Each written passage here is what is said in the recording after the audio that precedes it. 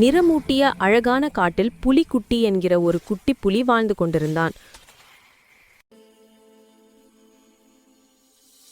ஒரு நாள் காலை அவன் முன்னால் காட்டில் மெதுவாக மிதக்கும் ஒரு ஒளிவிட்ட மாயத்தோலை காண்கிறான்.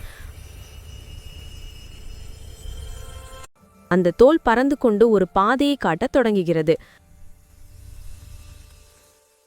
ஆச்சரியமும் ஆர்வமும் கொண்ட புலிக்குட்டி அதை தொடர்ந்து செல்கிறான்.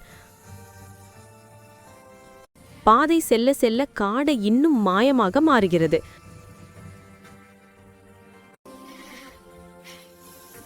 மிகப்பெரிய மலர்கள், புன்னகைக்கும் வண்ணத்து பூச்சிகள், பேசும் மரங்கள், வானவில் ஆறுகள் எல்லாம் அவன் கண்முன்னே தெரிகிறது.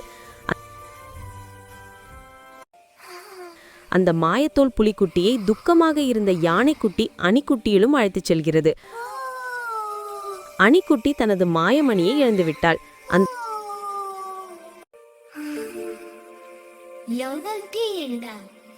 மணி இல்லாமல் அவளால் தனது யானை குடும்பத்தை அழைக்க முடியாது. புலிக்குட்டி உதவி செய்வதாக வாக்குறுதி கொடுக்கிறான். இருவரும் பல வேடிக்கையான சாகசங்களை சந்திக்கிறார்கள். ஜெல்லி நதியை கடக்கிறார்கள், காந்தி மலையில் ஏறுகிறார்கள், புத்திசாலி கிளியிடம் அறிவுரை கேட்கிறார்கள்.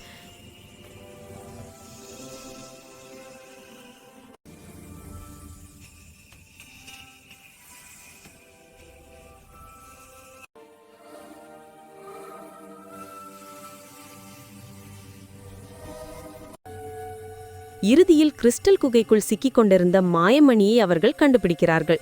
அதை காக்கும் குட்டி டிராகன் தூங்கிக் கொண்டிருக்கிறது. ஆனால் டிராகன் பயங்கரமில்லை. நண்பர்கள் வேண்டும் என்பதற்காகத்தான் அங்கே இருக்கிறான். புலிக்குட்டி மற்றும் அணிக்குட்டி அவனிடம் அன்பாக பேசுகிறார்கள். டிராகன் சந்தோஷமாக மாயமணியை அவர்களுக்கு கொடுக்கிறான். அணிக்குட்டி அந்த மணியை ஒளி செய்தவுடன் அவளது யானை குடும்பம் காடு வழியாக வந்து சேர்கிறது.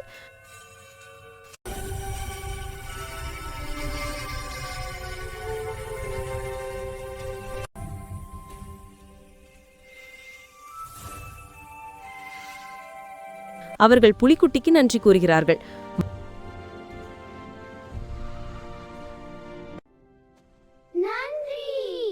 உனக்கு மனமார்ந்த நன்றி புலிக்குட்டி. மாயத்தோல் மீண்டும் பிரகாசித்து மறைந்து விடுகிறது. நல்ல மனசுக்கு எப்போதும் மந்திர சக்தி துணை நிற்கும் என்பதை காட்டிக்கொண்டு கதை முடிவில் எல்லா விலங்குகளும் சேர்ந்து மகிழ்ச்சியாக காட்டில் விளையாடி கொண்டிருக்கிறார்கள்.